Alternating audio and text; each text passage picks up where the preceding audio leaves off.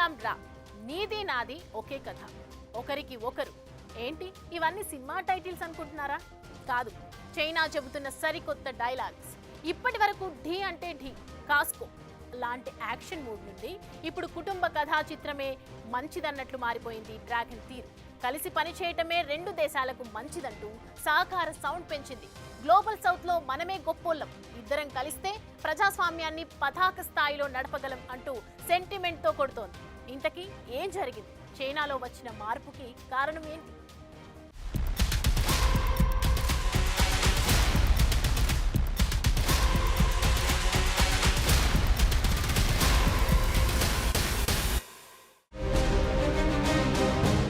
కలిసి పనిచేయడం రెండు దేశాలకు మంచిది.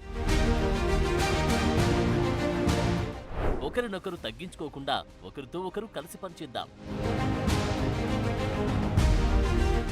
భారత్ చైనాలు రెండు పురాతన నాగరికతలు. బలమైన గ్లోబల్ సౌత్ కోసం అవకాశాలు పెంచుకుందాం.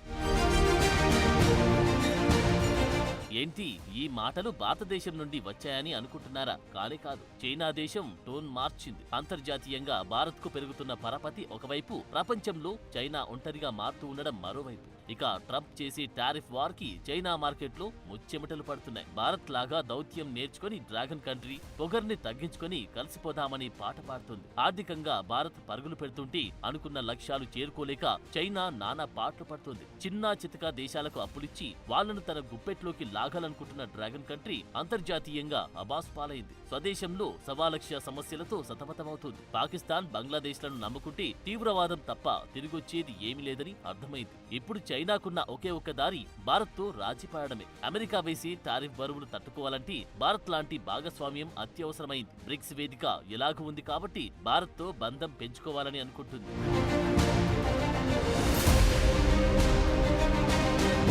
ట్రంప్ పాలనలు కొత్త వాణిజ్య యుద్ధాన్ని ఎదుర్కొంటున్న చైనా భారత్తో సంబంధాలను మరింత స్థిరపరచుకోవడానికి ప్రయత్నిస్తోంది. ఈ దిశగా మార్చి 8న చైనా విదేశాంగ మంత్రి వాంగ్ యీ మాట్లాడుతూ న్యూఢిల్లీతో బీజింగ్ సంబంధాలు గత సంవత్సరంలో సానుకూల పురోగతి సాధించాయని చిలుక పలుకులు పలికారు. గతేడాది రష్యా ఆతిథ్యమిచ్చిన కజాన్ కార్యక్రమానికి భారత ప్రధాని నరేంద్ర మోడీతో చైనా అధ్యక్షుడు జిన్పింగ్ సమావేశమయ్యారు. ఈ సందర్భంగా ఇరు దేశాల మధ్య ద్వైపాక్షిక సంబంధాలు మెరుగుపడ్డాయని, అభివృద్ధికి వ్యూహాత్మక మార్గదర్శకత్వం వచ్చిందని కూడా వాంగ్ యీ పేర్కొన్నారు. అందుకే కలిసి పనిచేయడం రెండు దేశాలకు మంచిదని వాంగ్ వెల్లడించారు. మా నాయకులు ఇద్దరి ఆలోచనల్లో ఉన్నట్టి రెండు వైపులా హృదయపూర్వక సంబంధం కొనసాగించాలని అనుకుంటున్నట్లు వాంగ్ తెలిపారు. ఇక అన్ని స్థాయిలు ఇరు దేశాల మధ్య మార్పిడి, ఆచరణాత్మక సహకారాన్ని బలోపేతమయ్యాయని, గత కొన్ని నెలలుగా సానుకూలంగా ఫలితాలు సాధిస్తున్నట్లు పేర్కొన్నారు.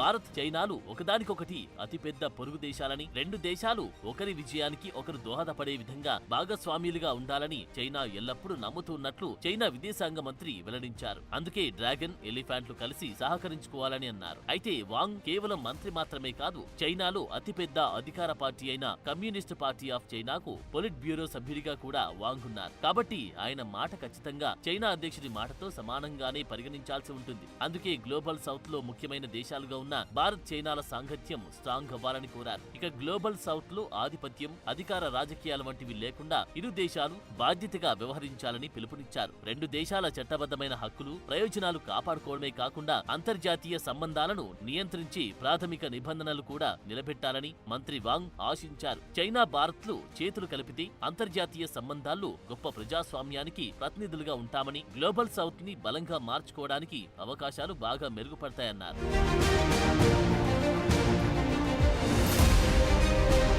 అయితే చైనా మంత్రి వాంగ్ చెప్పిన మాటల్లో అభివృద్ధి చెందుతున్న రెండు పెద్ద దేశాలుగా చైనా, భారత్లు ఒకరినొకరు తగ్గించుకునే బదులు ఒకరినొకరు సహకరించుకుందామని ధోరణి కనిపిస్తోంది. అలాగే ఒకరినొకరు రక్షించుకోవడానికి బదులుగా ఒకరితో ఒకరు కలిసి పనిచేయాలనే అభిప్రాయం ఉంది. చైనా తన అవసరం కోసం ఎంత ఆతృత పడుతుందంటే ఇటీవల వరకు రెండు దేశాల మధ్య ఉద్రిక్తతలకు కారణమైన సరిహద్దు వివాదాలను ద్వైపాక్షిక సంబంధాలతో ముడిపెట్టొద్దని కోరుతుంది. ఇలాంటి చిన్న చిన్న అంశాలు రెండు దేశాల మధ్య దౌత్యాన్ని మొత్తంగా ప్రభావితం చేయకూడదంటోంది. ఈ క్రమంలో భారత్ చైనాలు రెండు పురాతన నాగరికతలను చెబుతూ చారిత్రక సారూప్యతను కూడా తెరమీదకు తీసుకొస్తుంది. అందుకే న్యాయపరమైన పరిష్కారం కోసం సరిహద్దు ప్రాంతాల్లో శాంతిని కొనసాగించడానికి రెండు దేశాలకు తగినంత జ్ఞానం, సామర్థ్యం ఉన్నాయంటూ చైనా మైత్రి మంత్రం చదువుతోంది.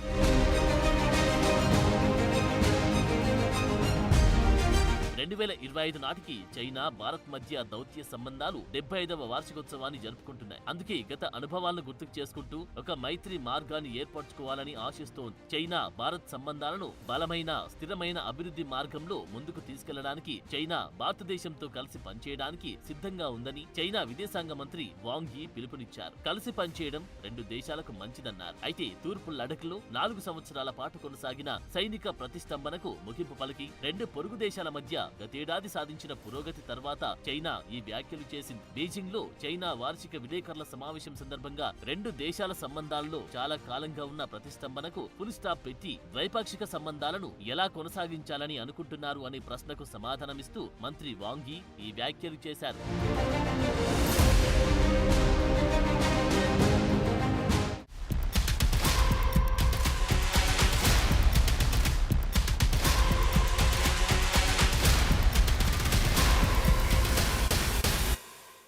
చైనా ఎప్పుడూ స్మార్ట్ గానే ఉంటుంది. అయితే భారత్ అమాయకత్వంలోనూ అప్రమత్తంగానే వ్యవహరిస్తుంది. అందుకే ఈ రెండు దేశాల మధ్య చారిత్రక శత్రుత్వం ఉన్నప్పటికీ వాణిజ్యంలో మాత్రం పెద్దగా గ్యాప్ రాలేదు. అందుకే ట్రంప్ టారిఫ్ మోతలకు తట్టుకోలేని చైనా ఇప్పుడు భారత్ వైపు చూస్తోంది. నిజానికి చైనాకు అమెరికాకు మధ్య వాణిజ్య యుద్ధం నడిచినా చైనా తన ప్రయోజనాల కోసం భారతదేశాన్ని కాక పట్టినా అది మన దేశానికే మంచిదన్నది గతంలోనే కాక ఇప్పుడు కూడా రుజువు అవుతోంది.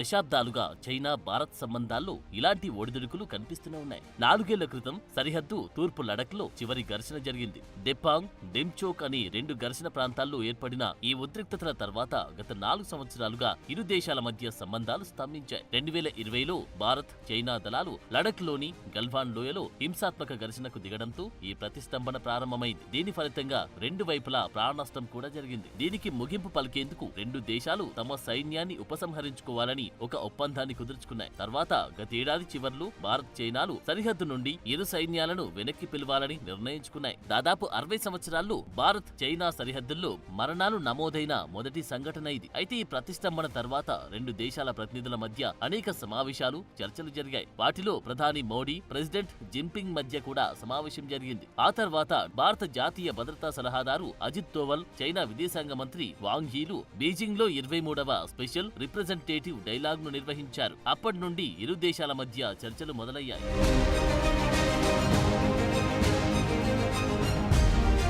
గతేడాది అక్టోబర్ 23న రష్యాలోని కజాన్లో జరిగిన బ్రిక్స్ శిఖరాగ్ర సమావేశంలో కూడా మోడీ, జిన్పింగ్ ద్వైపాక్షిక సమావేశం నిర్వహించారు. 5 సంవత్సరాల్లో ఇది వారి మొదటి అధికారిక చర్చ. ఈ సమావేశం తర్వాత 2020లో ప్రారంభమైన ప్రతిష్టంభన నుండి తూర్పు లడఖ్లో పరిష్కారం కాని చివరి 2 ఘర్షణ అంశాలపై ఒక అవగాహనకు వచ్చినట్లు రెండు పక్షాలు వేర్వేరు పత్రికా ప్రకటనలు విడుదల చేశాయి. తూర్పు లడఖ్లో సైనిక విరమణ ప్రక్రియను పూర్తి చేయడానికి రెండు దేశాలు ఒక ఒప్పందం కుదుర్చుకున్నాయి. అయితే ముందుగా భారత్ దీనిపై స్పందించి చైనాతో సంబంధాలను నార్మలైజ్ చేయడం కోసం జాగ్రత్తగా నడవాలని కోరుకుంది. అలాగే ఇటీవల చైనా విదేశాంగ మంత్రి వాంగ్ తో జరిగిన సమావేశంలో భారత విదేశాంగ మంత్రి జైశంకర్ ద్వైపాక్షిక చర్చలు జరిగాయి. ఇందులో ఇరు దేశాల మధ్య సంబంధాలు పరస్పర విశ్వాసాన్ని పునరుద్ధరించాలని, సరిహద్దు శాంతిని సంయుక్తంగా నిర్వహించాలని నిర్ణయించుకున్నారు.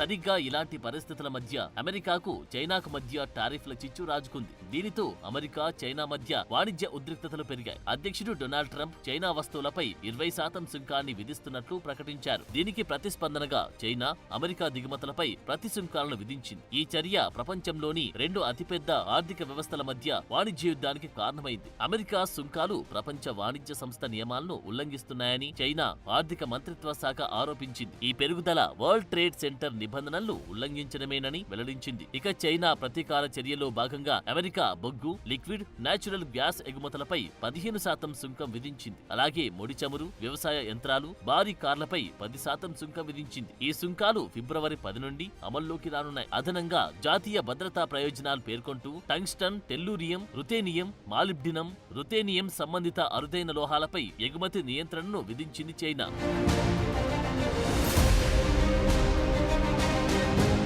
అయితే అమెరికా చైనా మధ్య ఉద్రిక్తతలు పెరుగుతున్నప్పటికీ పరిష్కారం కోసం ప్రయత్నాలు కూడా చేస్తున్నాయి. రాబోయే రోజుల్లో చైనా అధ్యక్షుడు జిన్పింగ్ తో ప్రెసిడెంట్ ట్రంప్ మాట్లాడే అవకాశం ఉంది. ఇద్దరు నాయకులు ఇద్దరికి ప్రయోజనం చేకూరే ఒప్పందంపై చర్చలు జరుపుతారని అంచనాలున్నాయి. ఇవి వాణిజ్య ఉద్రిక్తతలను తగ్గించగలవని, ఆర్థిక అంతరాయాలను నివారించవచ్చని భావిస్తున్నారు. అయితే ఈ వాణిజ్య యుద్ధం ప్రభావం అంతకు మించింది. అందుకే ట్రంప్ టారిఫ్లపై మండిపడిన చైనా అమెరికా యుద్ధం కోరుకుంటే అది టారిఫ్ వార్ అయినా, ట్రేడ్ వార్ అయినా లేదా మరే ఇతర యుద్ధమైనా మేము తుది వరకు పోరాడేందుకు సిద్ధమని చైనా రాయబార కార్యాలయం తేల్చి చెప్పింది. ఈ నేపథ్యంలో రెండు దేశాలు ఆర్థిక నష్టాలు ఎదుర్కోవాల్సి ఉంటుంది. అమెరికా ఎగుమతులపై చైనా విధించే సుంకాలు అమెరికన్ వ్యాపారాలు, వినియోగదారులను ప్రభావితం చేసే అవకాశం ఉంది. అయితే చైనా వస్తువులపై అమెరికా విధించే సుంకాల వల్ల ధరలు పెరిగి డిమాండ్ తగ్గడానికి దారితీయవచ్చని విశ్లేషకులు భావిస్తున్నారు. కాబట్టి ఈ పరిస్థితుల్లో చైనాకు మరో అతిపెద్ద మార్కెట్ గా ఉన్న భారత్ సహకారాన్ని డ్రాగన్ కంట్రీ కోరుకుంటుంది.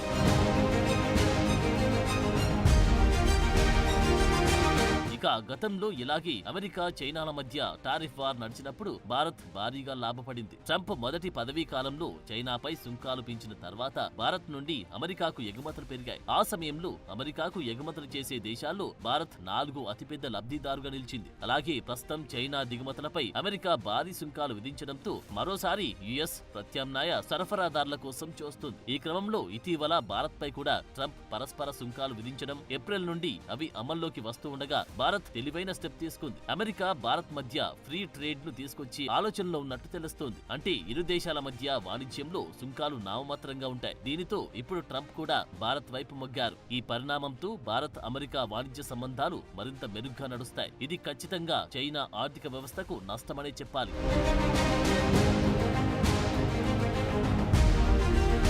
ప్రస్తుతం ట్రంప్ తీసుకుంటున్న నిర్ణయంతో ప్రపంచ వాణిజ్య వ్యవస్థపై భారీ ప్రభావం పడే అవకాశం ఉంది. అలాగే అమెరికా చైనా మధ్య వాణిజ్య యుద్ధం మళ్లీ మొదలైతే అతిపెద్ద ఆర్థిక వ్యవస్థలైన ఈ రెండు దేశాలపైనే కాకుండా ప్రపంచ దేశాలపైన తీవ్ర ప్రభావం పడనుంది. ఈ తరుణంలో చైనా భారత్ ను మచ్చిక చేసుకునే ప్రయత్నం చేస్తుంది. అమెరికాతో చెడినప్పటికీ భారత్ తో వాణిజ్యాన్ని నడిపే విధంగా వ్యూహాలు రచిస్తోంది. ఎందుకంటే భారతదేశంలో చైనా యాప్ లో నిషేధానికి గురైనప్పటికీ, సరిహద్దుల్లో ఇరు దేశాల మధ్య ఉద్రిక్తతలు వచ్చినప్పటికీ భారత్ చైనా మధ్య వాణిజ్యం లాభసాటిగానే సాగింది. ఇటీవల భారతదేశంతో చైనా ద్వైపాక్షిక వాణిజ్య గణాంకాలను చూస్తే 2021 నుండి 2022 వరకు సుమారు 130 బిలియన్ల వాణిజ్యం జరిగింది. ఇది మునుపటి ఆర్థిక సంవత్సరం కంటే 44% ఎక్కువ. అలాగే చైనాకు భారతదేశం ఎగుమతులు కూడా 2020-2021లో ఉన్న 17.51 బిలియన్లతో పోల్చుకుంటే 2021-2022 నాటికి 26.46 బిలియన్లుగా పెరిగింది. ఇక ఒక దేశం ఎగుమతి ప్రధాన దేశంగా ఉండాలంటే అది దిగుమతి ప్రధాన దేశంగా కూడా ఉండాలి. దాని ధర కారణంగా చైనా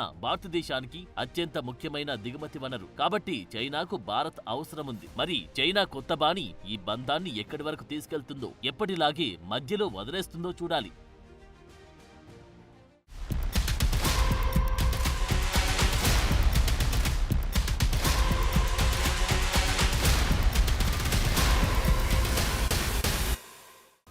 డ్రాగన్లో ఉన్న వంకర గుణం భారతదేశానికి తెలియంది కాదు. గత అనుభవాలు కూడా లేకపోలేదు. అందుకే భారత్ కూడా తెలివిగానే అడుగులేస్తోంది. చైనాతో బంధం పెంచుకుంటే పాకిస్తాన్కు చెక్ పెట్టడమే కాకుండా అమెరికా ఆధిపత్య ధోరణిని మాపై ప్రదర్శించొద్దు అనే సంకేతం కూడా పంపినట్లు ఉంటుంది. మరి ఈ పరస్పర బంధాలు ఎలా కొనసాగుతాయో చూద్దాం. For more videos like this, subscribe Big TV channel.